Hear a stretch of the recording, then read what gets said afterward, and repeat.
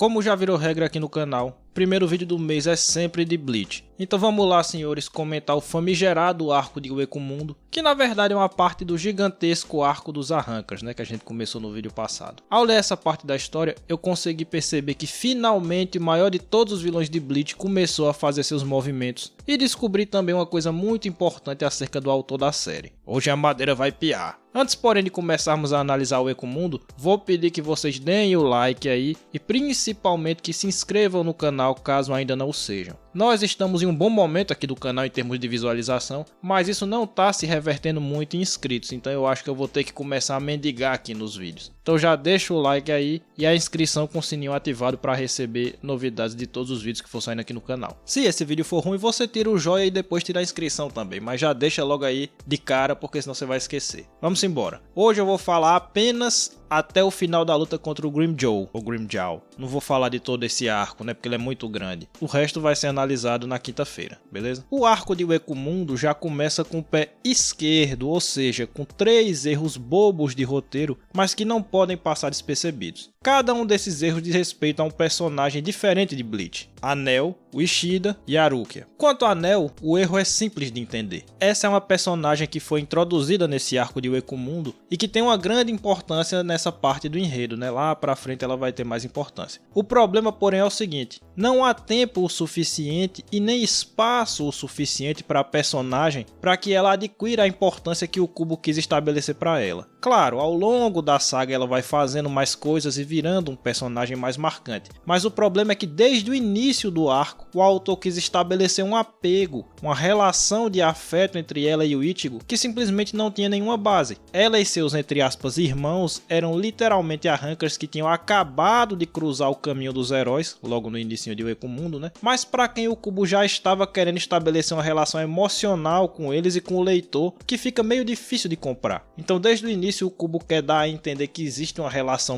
existe um apego, né? Um afeto muito grande entre a Nel e o Ichigo e os heróis, que simplesmente não tem motivo de ser, porque eles acabaram de se conhecer. Então fica uma coisa muito estranha, muito esquisita e que nunca é propriamente trabalhada. Lá na frente ela vai fazer mais coisas, mas essa base, esse início esquisito, vamos dizer assim, nunca é corrigido de fato. A questão do Ishida é aquela velha história que eu já mencionei nos vídeos anteriores, mas que ainda aqui causa problemas pro enredo. Tudo se remete àquela fatídica cena na qual ele abre mão dos próprios poderes para vencer o Mayuri no arco da Soul Society. No vídeo em que comentei aquele arco, eu já tinha dito que eu sabia que ele recuperaria seus poderes, porque é óbvio que o Kubo não descartaria um personagem tão importante tão cedo no mangá. A questão, no entanto, é que essa recuperação dos poderes não poderia ser gratuita, porque isso tiraria completamente a importância do sacrifício que ele fez na Soul Society. Então ele tinha que arranjar uma maneira impactante de devolver os poderes para Ishida. A saída que o autor encontrou para isso foi a de fazer o personagem retomar seus poderes, desde que se comprometesse a não lutar mais ao lado dos Shinigamis. Ou seja, dá para aceitar essa consequência grandiosa como um preço justo para a retomada dos poderes, né? Afinal de contas, ele retomou seus poderes, mas ele não poderia mais lutar ao lado do Ichigo, ok? Só que também era óbvio que ele iria voltar a lutar ao lado do Ichigo em algum momento do enredo. Então a questão se coloca novamente: o modo como ele vai conseguir voltar a lutar ao lado do Ichigo, ou seja, como ele vai conseguir descumprir esse acordo, deveria ser estabelecido de uma maneira impactante, sob pena de tirar todo o peso do acordo que ele fez para retomar os seus poderes e, em última instância, tirar todo o peso do sacrifício dos seus poderes na Soul Society, ou seja, ele teve que abrir mão de tudo que ele tinha para poder vencer aquela luta. Então aquela luta foi pesada por conta disso. Para ele retomar seus poderes, isso teria que vir ao custo alto, porque senão o próprio sacrifício vai ter sido gratuito. E o custo alto foi o acordo que ele fez com o pai dele de não lutar mais ao lado do Ichigo. Para ele voltar a lutar ao lado do Ichigo, ele teria que resolver esse problema de uma outra maneira impactante também, porque senão o acordo não serviu de nada, e se o acordo não serviu de nada, o sacrifício dele também não serviu de nada. Foi tudo gratuito, foi tudo de qualquer jeito. Então esse era o problema que o Kubo tinha que resolver. Ele tem que botar o Ishida na história, ele tem que fazer o Ishida voltar a lutar junto com o Ichigo, mas isso tem que ser feito de uma maneira apropriada, porque senão fica tudo muito barato, tudo muito gratuito e o sacrifício que ele fez lá na luta contra o Mayuri não significou nada. Muito bem, como é que o Kubo resolveu então a questão Ishida? Com uma piada.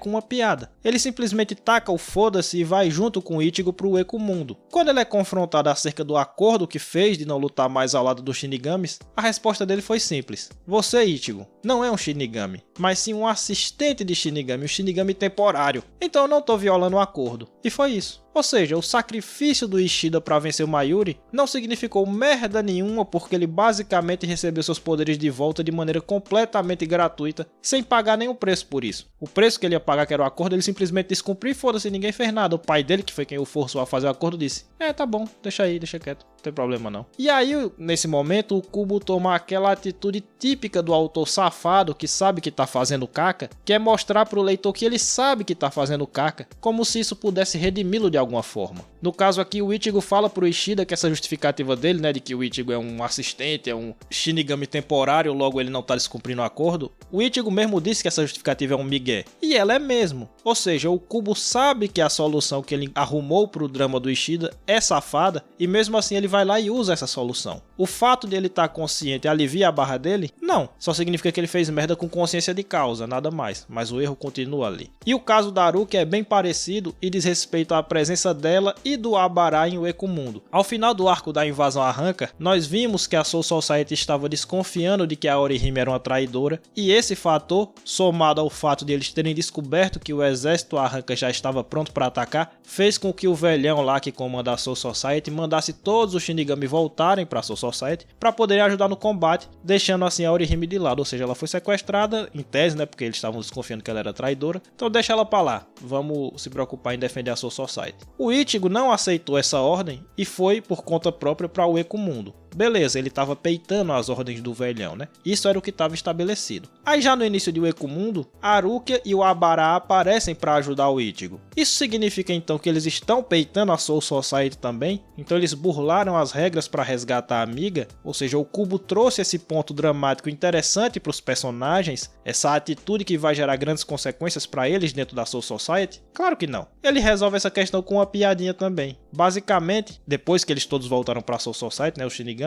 a Rukia manifestou sua vontade em ir para o Ekumundo para poder salvar a Orihime. O que, repito, é uma afronta à ordem do velhão. O velhão disse: não vão salvar a Orihime porque talvez ela seja uma traidora e porque a gente tem que ficar para se defender do ataque do exército do Aizen. Então a Rukia disse: não, eu quero ir para o Ekumundo para salvar a Orihime. E aí ela não encontrou nenhuma resistência para essa vontade, que era uma afronta às ordens do velhão. O motivo para ela não encontrar nenhuma resistência? Simples. A ordem do velho foi trazer todo mundo de volta para a Soul Society, não impedir que fosse para o Ekumundo. Então se ela quer ir, deixa ela aí, não tem problema não. Legal, né? O problema é que isso tira todo o peso do ato do Ichigo em supostamente peitar a Soul Society e em última instância torna todo aquele trecho completamente sem sentido. É como se fosse assim, ó: nós achamos que a Orihime é uma traidora e temos também que nos preparar para a investida do exército do Aizen, então vamos todo mundo voltar para a Soul Society e deixar esse caso de lado. Mas se vocês quiserem sair da Soul Society e voltar para o mundo dos humanos e tentar resgatar a Orihime, também pode ser, também não tem problema não. Então assim, isso aqui é uma ordem, mas só se vocês quiserem, tá? Isso aí de resto tá de boa mesmo. A ordem é só que vocês voltem. Depois que vocês baterem o pé na Soul Society, é só isso que eu quero. Só quero que você pise a sandalinha na Soul Society. Se depois que você pisar a sandalinha você quiser voltar, tá bom, beleza, não tem problema não, foda-se. É isso. Ou seja, o Kubo tá tirando o leitor de otário, de trouxa. Ele levanta pontos dramáticos, ou seja, o Ichigo tá peitando uma ordem vinda diretamente da Soul Society. Só que não, né? Porque a ordem era só pra voltar. Ele peitou porque ele não voltou. Se ele tivesse voltado e depois saído pra ir pra o Ekumundo, aí tava de boa, ele tava limpo.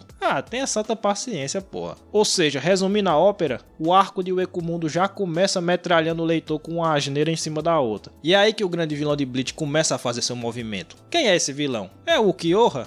Não. É o Aizen? Não. Seria então aquele lá que vocês não sabem pronunciar o nome e que quando eu for fazer um vídeo sobre esse arco do inferno agora eu vou ensinar vocês a pronunciar esse nome dele? Não, também não é ele não. O maior vilão de Bleach é o Teto. É o Teto. O Teto do Kubo enquanto escritor. No vídeo passado eu abordei um pouco dessa questão, de que muitos acusam o arco dos Arrancars de ser uma cópia da saga da Soul Society, e ali eu defendi a primeira parte do arco Arrancar, explicando que sim, havia várias semelhanças, mas que também havia várias diferenças, de modo que não era justo chamar aquela parte da história de cópia. Mas eu também mencionei naquele vídeo que a quantidade de coisas parecidas era grande o suficiente para me deixar de orelha em pé, atento para ver se no futuro da série realmente nós teríamos muita reciclagem de ideias ou não. Infelizmente o futuro da série chegou e a impressão de fato é a de esgotamento. de um autor que chegou no seu próprio teto e que começou a cair na autoparódia. Veja bem, eu não retiro nada do que eu disse nos vídeos passados. O Kubo é sim um bom escritor quando trabalha com esmero. Ele não é um idiota, mas o teto dele é baixo e isso cobra o preço em uma série de longuíssima duração. Vejamos aqui essa questão um pouco mais a fundo. Nós podemos dividir as repetições de O Ecomundo em 3 tipos. Temos repetições na estrutura do enredo, temos repetições na estrutura das lutas e temos repetições em alguns detalhes que eu acho que, apesar de não serem essenciais, ajudam a ilustrar o ponto. Então vamos de um por um. No enredo, os paralelos são óbvios. O Ecomundo é mais um arco de invasão do território inimigo para o resgate de um dos personagens principais que foi sequestrado. Mas mais importante que isso é o fato de que o Ecomundo é um gigantesco corredor de lutas, uma atrás da outra praticamente, e novamente o Kubo faz aquilo que ele já tinha feito em Soul Society e no arco da invasão dos Arrancars. Ele divide os protagonistas em vários núcleos, dá uma luta para cada um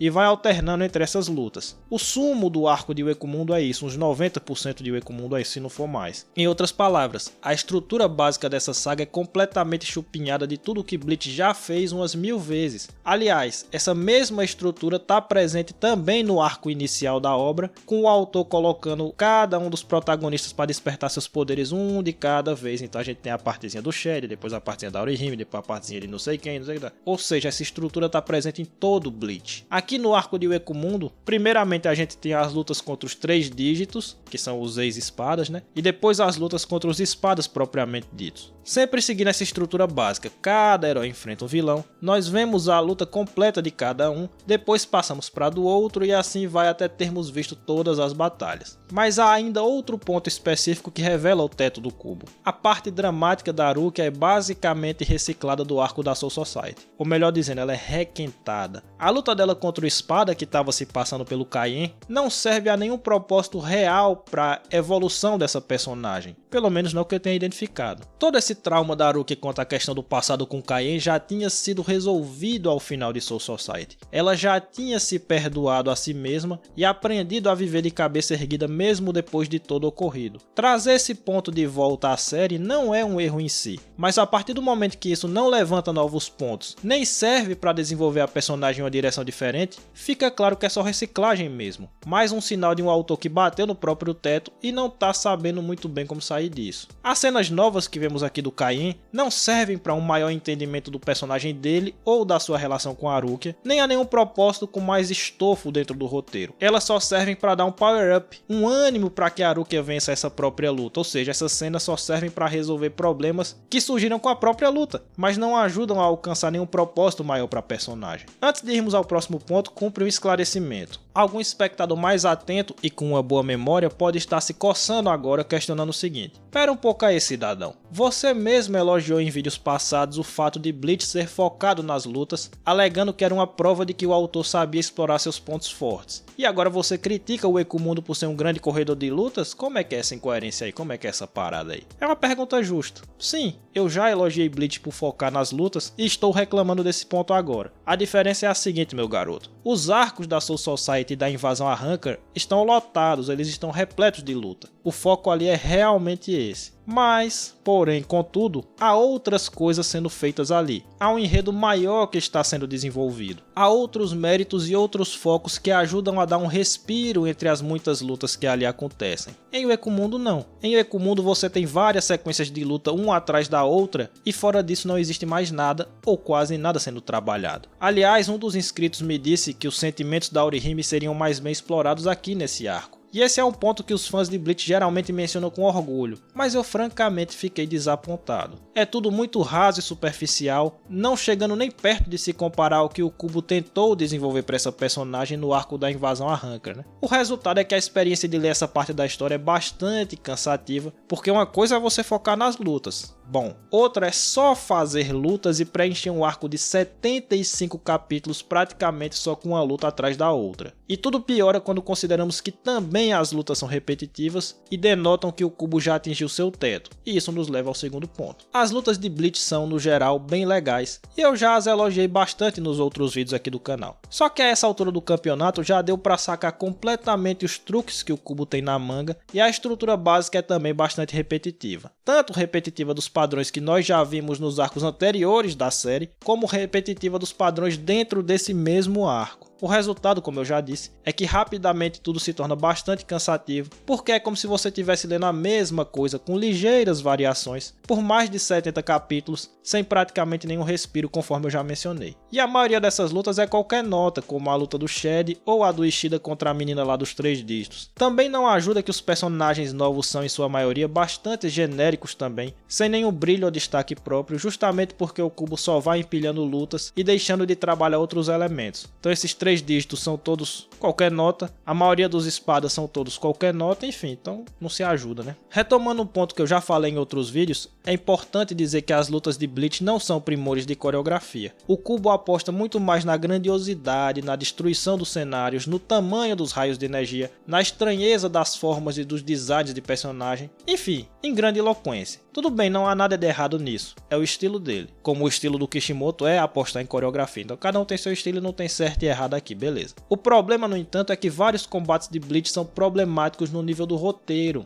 e esse também é um ponto que eu já mencionei. No vídeo passado eu reclamei da enorme quantidade de informações que o Kubo vai simplesmente despejando na cara do leitor e que não tem utilidade nenhuma para a obra, que ele frequentemente explicava as soluções do roteiro com esse tipo de coisa, que o leitor termina tendo que basicamente aceitar, porque são elementos que vão sendo lançados sem trabalho prévio ou sem contexto, aparecendo no exato momento em que o Kubo precisa usá-los no roteiro, para logo em seguida deixá-los de lado e foda-se. E aí eu faço até um meia-culpa aqui, né, só uma partezinho, que eu usei no vídeo passado um exemplo inadequado desse fenômeno. Uma das cenas que eu critiquei ali já tinha realmente sido previamente trabalhada no arco da Soul Society e eu não lembrava. Então a crítica foi errada ali, que é aquela cena na qual eles estão enfrentando os Arrancras e aí os capitães Shinigami, né, estão enfrentando os Arrancras e estão perdendo, e aí eles dizem, não, remove o selo lá, porque tem um selo que está limitando nossos poderes. E aí eles removem o selo e vencem a luta. Eu disse que essa solução foi tirada do nada, o cara inventou do nada que tinha um selo. E aí alguns de vocês me disseram que já tinha sido mostrado sim isso na obra, e eu fui pesquisar e realmente tem lá no meio da luta do Abará com o Ichigo, ele falando que quando os Shinigami vão pra Terra, eles limitam seus próprios poderes para não desestabilizarem a Terra, né? Então a noção já tinha sido realmente trabalhada e quando eu fiz a crítica no vídeo passado eu tava errado, então já deixo aqui o registro. Mas eu tava errado quanto ao exemplo, ou seja, essa cena do selo que tava limitando o poder dos Shinigamis ali contra os Arrancers, não é um exemplo desse fenômeno que eu estou explicando. Mas eu não estava errado quanto ao fenômeno geral, porque esse fenômeno acontece aos montes em Bleach e continua a ocorrer aqui em Ueco-Mundo. E aí nós voltamos ao ponto das lutas. O roteiro das lutas de Bleach é lotado desse tipo de coisa. É basicamente o seguinte, a luta tá lá se desenrolando normalmente, com o personagem A derrotando o personagem B. Aí não menos que de repente, o personagem B tira do absoluto nada uma técnica, uma transformação, um artefato, um caralho de asa que o deixa mais forte. E é isso aí. Toda hora o Kubo me inventa um Salamaleque, um Rikififi, um Somebody Love diferente, que não serve a propósito nenhum a não ser dizer que a partir de agora o personagem B é mais forte. E assim vai até que o personagem A arrume seu próprio Somebody Love para ficar mais forte de novo. As lutas de Bleach estão repletas de Somebody Love, o que me levou à chocante descoberta de que o escritor desse mangá é na verdade ninguém mais ninguém menos que o próprio Armando Volta. Quem tem a referência tem.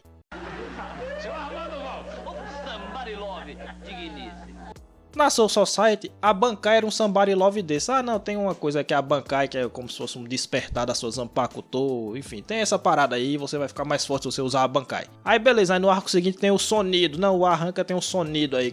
Não, mas além do Sonido tem o Cero. Não, mas agora tem a forma que é a forma desperta do Arranca. E depois sabe-se lá Deus o que diabo é que ele vai inventar. É sempre um negocinho, um salamalequezinho, uma besteirinha, que tem algum nomezinho muito maneiro. Ah, é o Cero, toma um Cero aí, pô. E é isso, é só pra dizer que não, agora eu vou fazer uma coisa mais poderosa do que aquela que eu tinha feito antes, então segura aí. E é isso, a luta de Bleach é cheia disso. O ponto é que as lutas de Bleach são todas pontuadas por essas mudanças na dinâmica causadas por esses Salamaleques, mas os próprios Salamaleques em si são pouco ou nada trabalhados ao longo do arco ou da luta, sendo apenas despejados na cara do leitor como mais uma informação que ele tem que aceitar e entender que agora o portador do Salamaleque tá mais poderoso que seu inimigo. Então tá lá a luta rolando, de repente eles, não, eu tenho um negócio aqui que chama Sonido, que aí eu fico rápido pra caralho e agora você não vai mais pegar não vai conseguir mais me acompanhar. Pronto, é isso. Eu só aceito que eu tenho esse tal desse Sonido aí, foda-se. Não, é porque a gente tá lutando aqui, mas tem um negócio que chama Bankai. Tem a Bankai. É uma técnica muito doida aí, diferenciada. E é isso, Bankai é forte.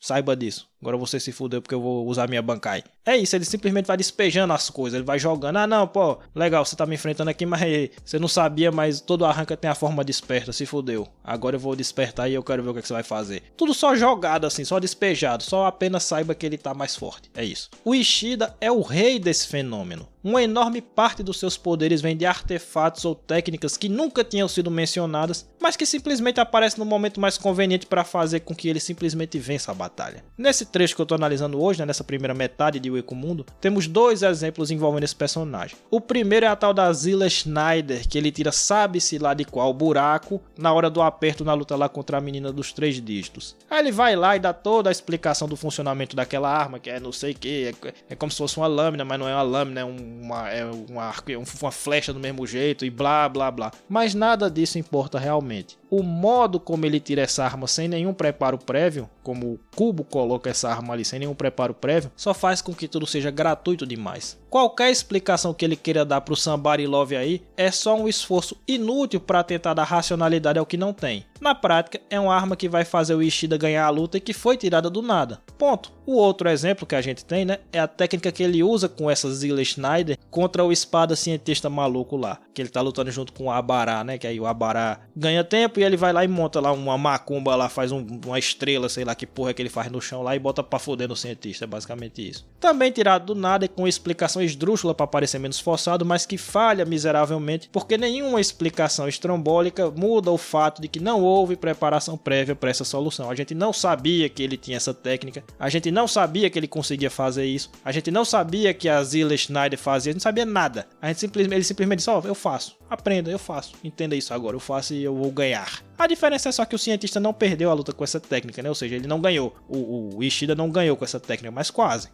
Eu acho, na verdade, que o Ishida nunca ganhou uma luta na vida dele sem esse tipo de cachorrada, sem esse tipo de artefato que simplesmente surge para dar a ele a vitória. Donde eu concluo que ele é, na verdade, um inspetor bugiganga, sempre com a malandragem, um truquezinho dentro da manga, pronto para derrotar o adversário. A gente vai ver que no vídeo de quinta-feira aparece um outro que é o grande desafiador dele, o grande desafiante dele para cargo de inspetor bugiganga de Bleach, viu? Tem um outro aí que é dar de testa com ele, eu não sei quem é pior, mas por enquanto vai ficar sendo o Ishida, né? Enfim, a parada é a seguinte, a estrutura básica do roteiro das lutas de Bleach é a mesma de Dragon Ball, só que mal feita. As viradas nas batalhas são quase todas mal justificadas, precisamente porque o Kubo troca uma preparação adequada e prévia daquela técnica / solução que ele vai usar no roteiro, por explicações complexas que só servem como informação inútil para o leitor. Eu não tô nem aí pro que é a Zilla Schneider e nem pro modo como ela funciona. Eu quero que você trabalhe previamente o que eu preciso saber sobre essa arma, para aí sim você poder usá-la como uma solução para o combate, para aí sim você me dar uma recompensa enquanto leitor. Então você me mostra o que eu preciso saber e lá na frente você vai e usa.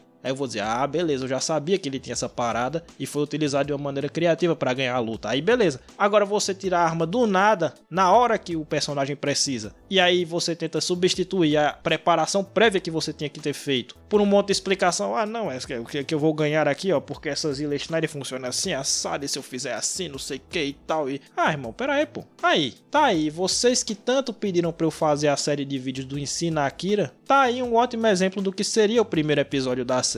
Ensina Akira, esse maldito Armando volta a escrever um roteiro de luta dentro de um shonen. O Kubo usa a estrutura de Dragon Ball, só que de forma errada no mais das vezes. E o terceiro ponto de repetição que eu mencionei é um ponto menor, de pouca importância para o geral, mas que ilustra bem o ponto de que até nos pequenos detalhes o Kubo parece estar se esgotando enquanto autor. Vocês já perceberam que sempre que ele quer dar hype na força de um personagem, ele coloca uma cena na qual esse personagem se move para as costas do inimigo, sem que esse inimigo consiga acompanhar o movimento? Sério mesmo, eu acho que ele usa isso aí literalmente em todas as lutas. Ao longo desse arco foram muitas as vezes que ele desenhou essa exata mesma cena. Só que eu contei foram umas 492 mil vezes, depois disso eu parei de contar, né? Quer dizer, o esgotamento da criatividade dele foi tão grande que até nesse detalhe ele se repetiu infinitamente dentro do mesmo arco. É sempre um personagem se movendo rápido demais para os olhos do inimigo acompanhar, para mostrar que esse personagem é realmente muito forte, aparecendo nas costas do inimigo e ele com o olhão assim de surpresa. Eita pô, esse mesmo quadro foi desenhado 800 432 mil vezes, só que eu contei. Depois que eu parei de contar, não sei quantas vezes ele fez mais não. E é claro que isso também torna tudo muito cansativo, porque é mais um elemento de repetição em um arco que já é bastante repetitivo e bastante grande, diga-se de passagem. Então, repetindo o negócio por quase 80 capítulos é pau, né? De positivo nessa parte, eu só achei o papel do Grimmjow mesmo, que trouxe um pouquinho, veja bem,